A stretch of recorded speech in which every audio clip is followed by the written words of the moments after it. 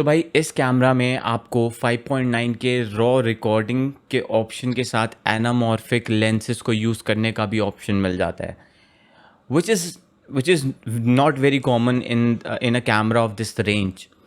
But still मेरा जो title है वो थोड़ा आपको कंफ्यूज कर रहा होगा। वो जो टाइटल है वो मैं जस्टिफाई करूँगा इस वीडियो के एंड में, तो प्लीज़ इस वीडियो को एंड तक ज़रूर देखना।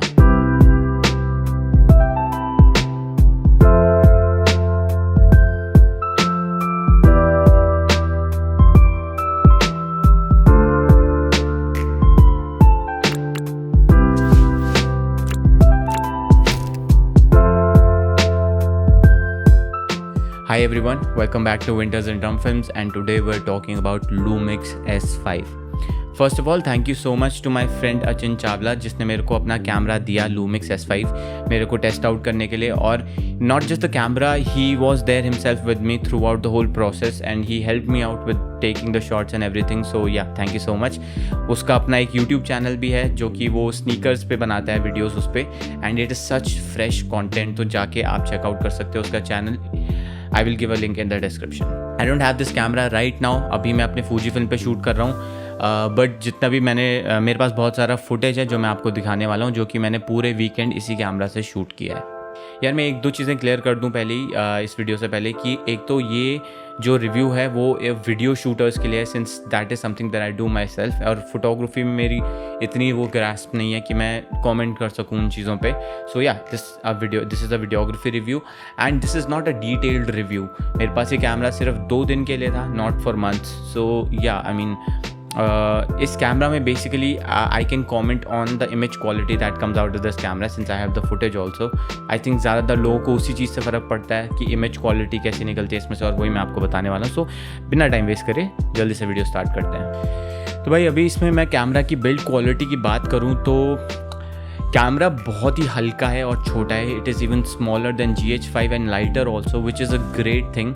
और अगर आप इसके जो आगे वाले मॉडल जो इससे बड़े मॉडल्स हैं S1 और S1H उनसे कंपेयर करोगे तो उनके कंपैरिजन में तो ये बहुत ही छोटा है। सो या I mean it's quite, I appreciate that thing because you know everyone wants a compact camera these days. Well, not everyone but most of the people. बाकी मैं buttons और dials की बात करूँ तो I don't have any complaints there. Everything is built so well. सिर्फ छोटा किया गया है बॉडी को, इसमें ऐसे कोई कॉम्प्रोमाइज़ नहीं है कि आपको पुअर क्वालिटी बिल्ड दी हुई है, ऐसा कुछ नहीं है। Everything is built really good and the ergonomics of the camera are really nice. I mean जब आप हाथ में कैमरा पकड़ते हो तो आपको लगता है कि हाँ यार कोई कैमरा पकड़ा है। सेम फीलिंग जो S1H को पकड़ के आती है वही आपको इस कैमरा को पकड़ के आएगी, but in a smaller size and lighter weight. अब मैं इनपुट्स और आउटपुट्स की बात करूं तो आपको सारी चीज़ें अवेलेबल हैं इस कैमरा में, कोई चीज़ मिस नहीं करी गई है, बट छोटी छोटी चीज़ें उसमें भी अनोइंग हैं। जो चीज़ें आपको मिल जाती हैं वो है headphone jack, microphone jack, C type port जो कि सिर्फ डेटा ट्रांसफ़र नहीं पावर डिलीवरी भी सपोर्ट करता है। उसके अलावा आपको जो HDMI पोर्ट मिलता है वो फुल साइज HDMI नहीं है, which is a bummer because GH5 had a full-size HDMI and I think it should have been here for that reason only. But कोई नहीं दिया। You have a micro HDMI port, so yeah, you can use that also. I really like the fully articulating screen. जो touch screen है इसका वो बहुत ही responsive है। It is the best in the class in my opinion. इतना responsive touch किसी camera की screen का मैंने नहीं देखा है इससे पहले। You get 2 memory card slots, but only one of them is UHS 2.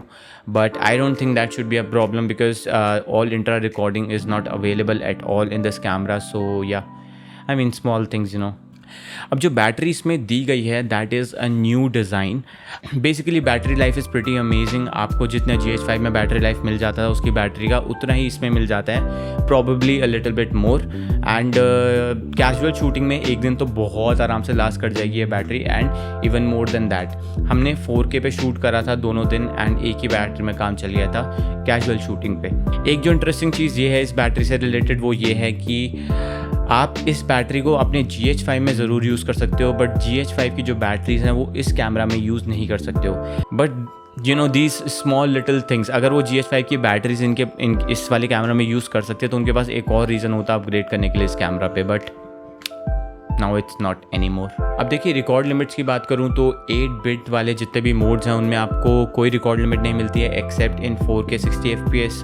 और अगर आप 10 बिट में रिकॉर्ड करते हो तो आपको 30 मिनट्स का रिकॉर्ड लिमिट मिलता है। बट ऑफ कोर्स अगर आपको 10 बिट पर रिकॉर्ड लिमिट पास करनी है तो आपको एक एक्सटर्नल रिकॉर्डर लेना पड़ेगा। Now S5 has the same 24.2 megapixel full frame sensor जो आपको S1 और S1H में मिल जाता है, विच इज़ क्वाइट अमेजिंग। इस बजट के कैमरा में आपको वो सेम फीचर्स देखने को मिल जाएंगे, वो सेम परफॉर्मेंस देखने को मिल जाएगी कई सारी चीज़ों में जो कि आपको S1 और S1H में देखने को मिलती है, specially in terms of low light and the things that are directly related to your sensor. अब जो इसका लो लाइट परफॉर्मेंस है, ISO का परफॉर्मेंस है जो इसका, वो मैं आपको दिखा ही देता हूँ। It has dual native ISO जो कि 640 और 4000 पे काम करती है। तो बेसिकली ये जो दो ISO वैल्यूज़ हैं उन पे आपको जो नॉइज़ है वो आसपास की ISO वैल्यूज़ से थोड़ा कम मिलेगा।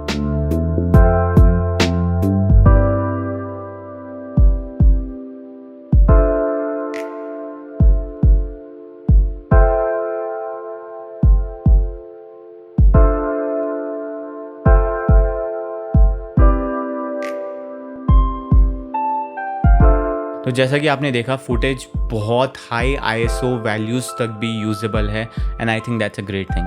अब हम पर्टिकुलरली IBIS की बात करें तो आपको 5 स्टॉप्स ऑफ स्टेबलाइजेशन मिल जाती है इस कैमरा के अंदर।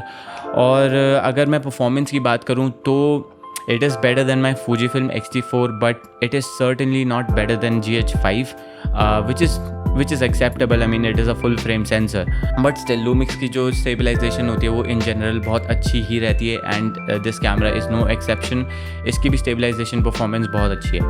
In fact अगर आप stabilization mode on कर लोगे तो कैमरा आपको और भी better डिजिटली स्टेबलाइज्ड फुटेज देगा which is also a great option, but वो थोड़ा सा क्रॉप कर देता है बस फुटेज को उस टाइम पे। उसके अलावा अगर आपका जो लेंस है वो भी स्टेबलाइज्ड है तो आप डुअल IS मोड यूज़ कर सकते हो अपने कैमरा के अंदर, जो कि आपके लेंस और कैमरा का जो कंबाइंड स्टेबलाइज्ड परफॉर्मेंस है वो आपको देता है and that's also a plus point.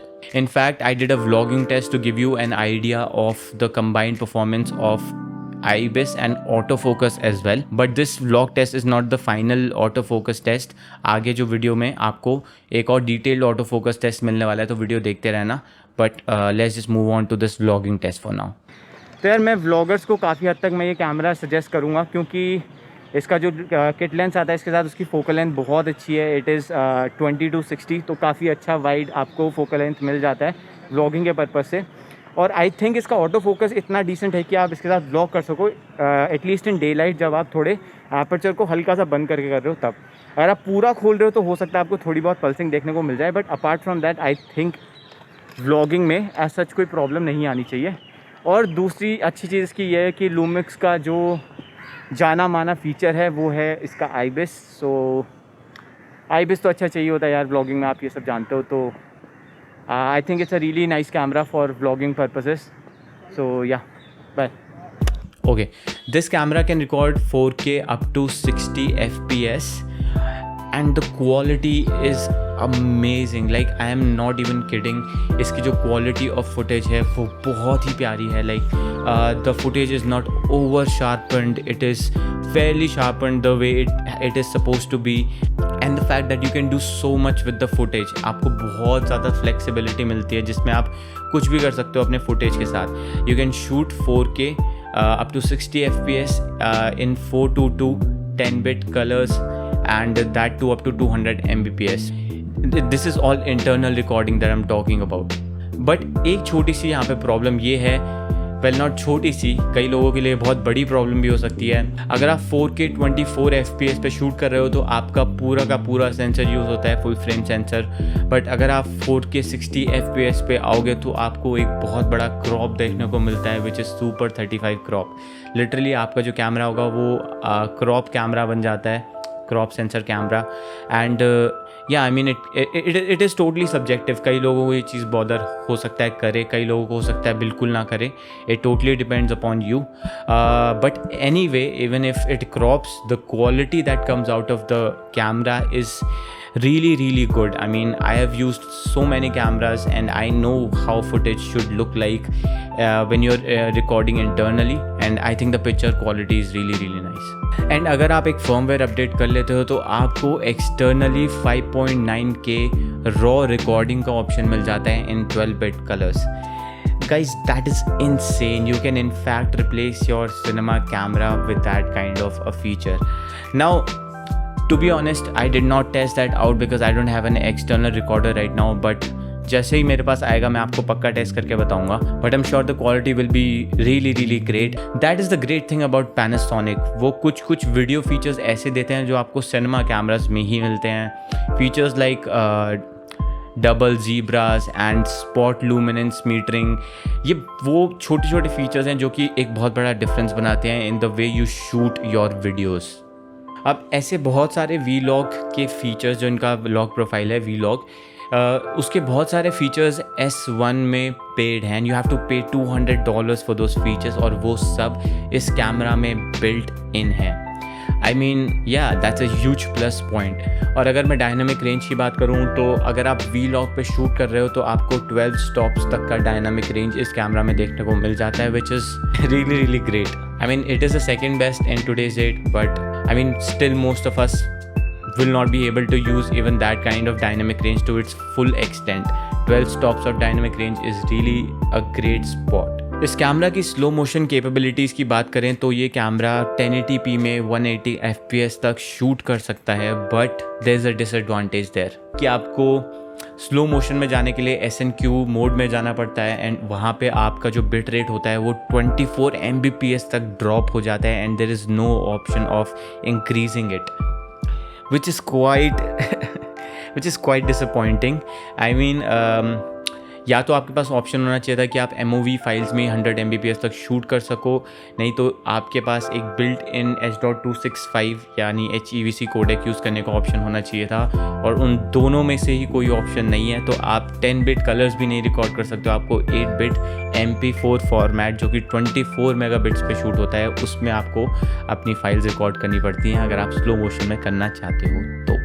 But I am being very honest है, जिन लोगों को स्लो मोशन कैपेबिलिटीज़ की ज़रूरत है, like they shoot a lot in slow motion like in 100 frames पर सेकेंड और 180 फ्रेम्स पर सेकेंड, और उन लोगों के लिए ये चीज़ बहुत ही I think it would be a very big deciding factor for such people. So coming to auto focus now, I am gonna be very honest here, autofocus has improved a lot from previous cameras. Autofocus Lumix का कभी भी plus point नहीं रहा है, but they've improved it quite a lot in this camera.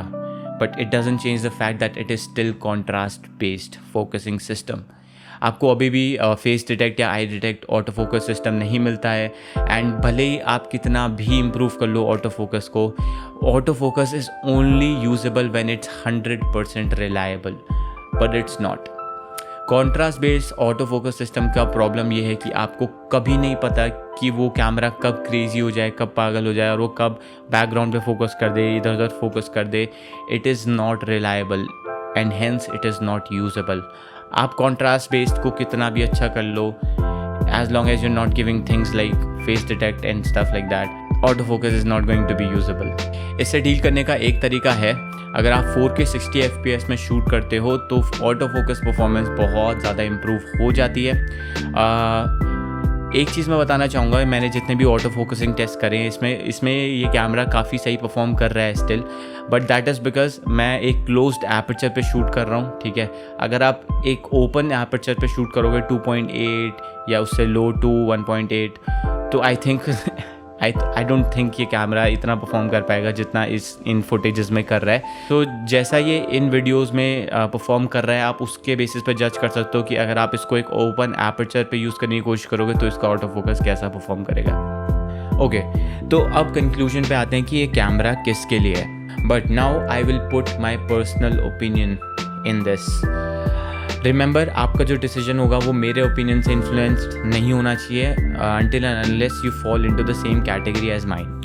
मैं अपना personal opinion दूं तो मेरा डिसीजन इस कैमरा को ये लेके ये होगा कि अगर मेरे को अभी एक कैमरा बाय करना होता तो मैं ये कैमरा बाय नहीं करता right now. There are 3 major reason for that. First reason is the auto focus. There are a lot of scenarios जिसमें मेरे को अच्छे ऑटो फोकस की ज़रूरत होती है, and I don't get that in this camera, so there is that. Second reason मेरे लिए होगा दैट SNQ क्वालिटी ड्रॉप। मैं बहुत बार स्लो मोशन में रिकॉर्ड करना चीज़ें प्रेफर करता हूँ at high frame rates. I am not talking about 50 और 60 FPS, I am talking about 100, 120 and 180 and in fact 240 in case of Fuji film.